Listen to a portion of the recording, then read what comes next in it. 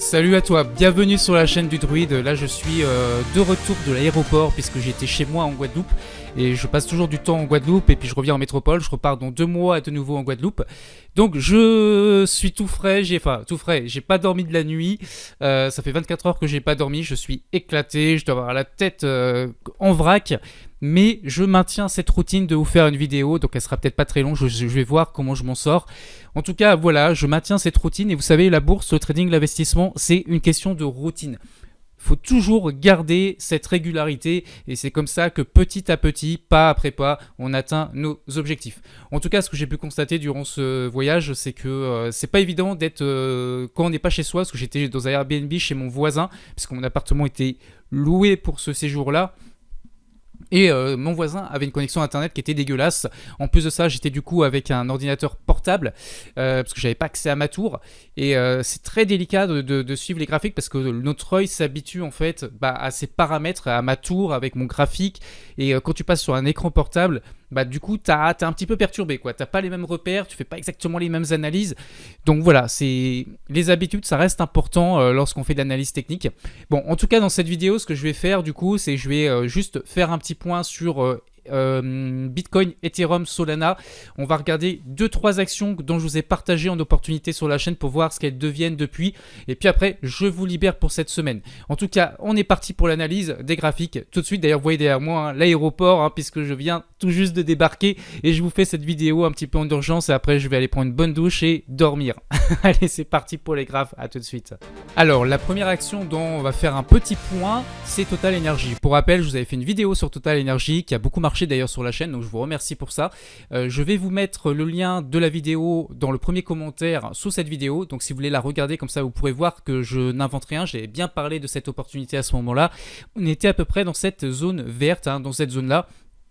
Et puis, je vous avais dit que sous la zone verte et dans la zone verte, pour moi, c'est des zones d'achat très très intéressantes puisque l'action est pour moi sous-valorisée. Par contre, quand on est au milieu, elle commence à être à sa juste valeur et quand on est dans la zone rouge, là, c'est surévalué. Et là, ici, on peut réduire même son exposition si on estime être un peu trop surexposé, prendre des bénéfices pour garder du cash si jamais dans le futur, il y a de nouveau une correction. Qu'est-ce qui s'est passé depuis? Donc on est dans un grand canal aussi à long terme que je vous ai dessiné par ces bornes hautes et bornes basses.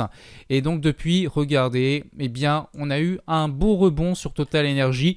Et là, on est en train de buter sur ce pivot. Alors j'avais tracé ce pivot à l'avance, il n'est pas très propre quand vous le regardez comme ça. Vous vous dites sur quoi il s'appuie. Pas grand chose en fait, peut-être en journalier d'ailleurs. Mais en tout cas, il est pertinent parce qu'il est en train de faire buter le prix. Donc je sais plus ce que j'avais vu. Peut-être que j'avais calculé un niveau de valorisation du prix tout simplement. C'est même pas graphique, ça se trouve c'est sur les fondamentaux. Bon, toujours est-il que j'avais tracé ça à l'avance et que on bloque pile poil dessus. Écoutez, donc c'est un vrai pivot. En fait, le vrai pivot, sinon, ça aurait été le sommet ici d'un point de vue analyse graphique. On aurait pu tracer le pivot un peu au-dessus. Mais voilà, en tout cas, ça se passe très bien. Donc là, moi, je suis... si on avait acheté en cette zone-là, on serait déjà en positif. Eh bien, moi, pour rappel, Total Energy, je conserve pour les dividendes. J'ai un rendement entre 5,5 et 6% à peu près à l'heure actuelle. Je ne sais plus combien, je crois que c'est 5,8% je dois avoir. Donc ça, c'est pour mes revenus passifs, pour compléter mes revenus de SCPI, de foncière cotée. Et d'ailleurs, en parlant de foncière cotée, on va aller voir Realty Income que j'ai en portefeuille. Je suis assez investi dessus pour cet objectif de revenus passifs. Alors, Realty Income, je vais même passer ici carrément sur du mensuel pour montrer un petit peu ce grand canal. Donc, Realty Income, pour moi, c'est une foncière de très haute qualité. J'avais un rendement quand j'ai acheté qui était supérieur à 5,5%, peut-être même 6%, je ne sais plus précisément. Peu importe, en tout cas, voilà. Pour moi, sur le très long terme, regardez cette action, comment elle est haussière. On est dans un gros range depuis maintenant, on va dire 2019, 2020. Donc, notamment parce qu'il y a eu le Covid, il y a eu l'inflation ensuite. Donc, les foncières cotées vont avoir du mal à se valoriser dans ce contexte.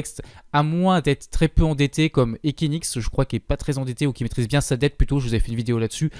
Bref, en tout cas, voilà, Realty Income pour moi est sur un niveau bas ici. Pour moi, j'aime pas dire que les actions sont sous-évaluées, mais en tout cas pour du très long terme, pour moi ici c'est très intéressant d'en acheter. Voilà. Donc j'ai renforcé mes positions régulièrement sur Realty Income dans cette zone-là.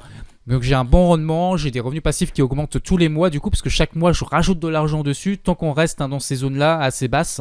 Donc j'avais renforcé ici à gauche, vous voyez, sur février, avril 2024, voilà tout ça.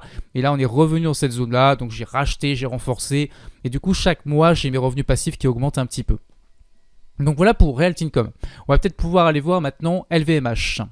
Donc LVMH, même chose, je vous avais fait une vidéo sur la chaîne, notamment avec le coup de gueule de Bernard Arnault. Et puis je vous avais expliqué que j'avais pris mes bénéfices ici, là où il y a la mèche. Vous pouvez regarder la vidéo, je vous mets le lien. Comme ça, vous voyez que je n'invente rien et j'ai bien pris mes bénéfices ici. Depuis, ça a rebaissé. Alors attention, hein, d'un point de vue chartiste, le vrai objectif de gain, c'est tout en haut. Hein, c'est la résistance que j'ai tracée ici, hein, le pivot des 850, on va dire. J'aurais pu mettre un peu plus bas. Voilà, les 850 euros. Donc il y aurait encore du potentiel là, pour le rejoindre, mais moi j'ai préféré ici prendre mes bénéfices, donc je ne suis plus investi sur LVMH pour l'instant. Donc voilà, le trade a été gagnant suite à ma vidéo que je vous avais partagée sur la chaîne. Tant qu'on y est, L'Oréal, je vous en avais parlé également sur la chaîne, vous voyez que j'ai ma zone d'achat. Donc L'Oréal, je suis toujours dessus, on n'est pas remonté, pour l'instant je n'ai pas de gain, enfin si, je suis en positif, mais... donc voilà, il ne se passe pas grand chose. Vous voyez que j'ai mis un ordre de revente ici, hein, pour prendre des bénéfices à peu près sur les 390 euros. Donc on pourrait même viser plus haut, hein, parce que ça reste une valeur de qualité pour du très long terme. Mais voilà, pour moi on reste sur des niveaux d'investissement, hein. C'est surtout en fait les 300 euros, 295 euros ici, qui était une très bonne zone d'achat. Voilà, donc j'ai acheté un petit peu au-dessus, mais ça ne change pas grand chose, hein, pour du long terme. Donc affaire à suivre pour L'Oréal. Alors, une action en difficulté dans le portefeuille du Druide, puisque Novo Nordisk, je l'avais acheté beaucoup plus haut, je ne sais plus où exactement, et je me suis pris un moins 25% suite à une news, donc ça a dû remonter un petit peu depuis, hein. Mais voilà, donc j'étais en grosse difficulté sur NVO, donc je la conserve dans mon portefeuille, parce que là, vous voyez que j'ai mis une zone basse. Tant qu'on ne franchit pas par le bas cette zone, je conserve ma position pour du long terme dans mon portefeuille global. Si on commence à la péter par le bas, peut-être que je dirais, allez, bye bye, je clôture la position, je passe à autre chose, et je la remplace par une valeur peut-être un petit peu plus dynamique. Donc voilà, en tout cas Novo Nordisk, j'avais fait une vidéo également suite à la correction, donc moi j'étais rentré plus haut, mais j'avais renforcé durant la baisse ici, hein, pour profiter des soldes entre guillemets moyennés à la baisse. Voilà, mais maintenant je ne renforce plus, je garde mes positions, soit ça rebondira dans le futur, dans les mois qui viennent, les trimestres qui viennent, pour rejoindre des ATH dans le futur, soit on ira plus bas.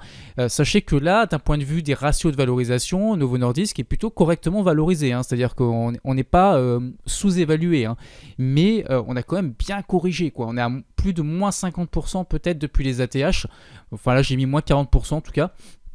Donc voilà pour Novo Nordisk, donc ça peut être une opportunité d'achat, mais en tout cas, voilà, je vous partage également les actions où je suis en grosse perte dans mon portefeuille global. Je suis à moins 20% actuellement dans le portefeuille du Druide dessus. Alors maintenant, on va passer un petit peu aux cryptos, on va faire Ethereum et Solana. Donc l'Ethereum, j'avais partagé ça à nos élèves de Cédric Froment, hein, parce que je les encadre avec un collègue dans une formation sur les crypto-monnaies. Et donc là, je leur avais expliqué qu'on ait pris position ici, hein, qu'on était à ce moment-là en décembre 2023. Et puis on avait pris 80% de gains. Donc ici on était arrivé sur les ATH, on avait pris nos bénéfices. Depuis ça a bien corrigé et depuis on a cette pattern de consolidation avec un pivot qui est bien défini ici sur les 4000 points à peu près.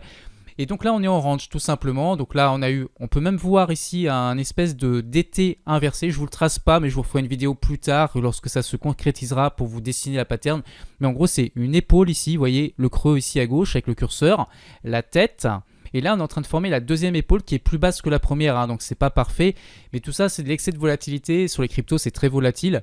Donc Ethereum, en tout cas, tant qu'on casse pas ici le plus bas de la tête, vous voyez ici, tant qu'on casse pas plus bas, qu'on chute pas, pour moi, l'Ethereum construit toujours et tout simplement dans un range. Et lorsque ça cassera le pivot, lancera une dynamique haussière. Voilà, tout simplement. Donc ici pour moi c'est des zones d'achat pour mon back passif. J'ai renforcé un peu l'Ethereum mais je suis toujours en bonne moins-value quand même dessus parce que j'avais dû acheter à la base une première ligne un peu plus haut. Mais voilà, rien de grave. Par contre je suis un petit peu trop surexposé sur les cryptos dans mon portefeuille passif du Druide. Et du coup ça va augmenter ma volatilité. Vous le verrez sans doute à la fin du mois que je fais un peu moins que le SP500 je pense, hein. On verra ce qui se passe d'ici là mais... Donc c'est à cause des crypto-monnaies, donc j'ai dérogé un peu à mes règles habituelles, j'ai une répartition qui ne doit pas dépasser un certain pourcentage. Là j'ai voulu moyenner à la baisse suite à la correction récente des cryptos. Mais voilà, j'aurais dû rester sur mes règles. Voilà, c'est pas grave, hein, je retomberai sur mes pattes, c'est juste que je pourrais pas vous montrer des performances décentes tout de suite, il faudra que j'attende encore un petit peu.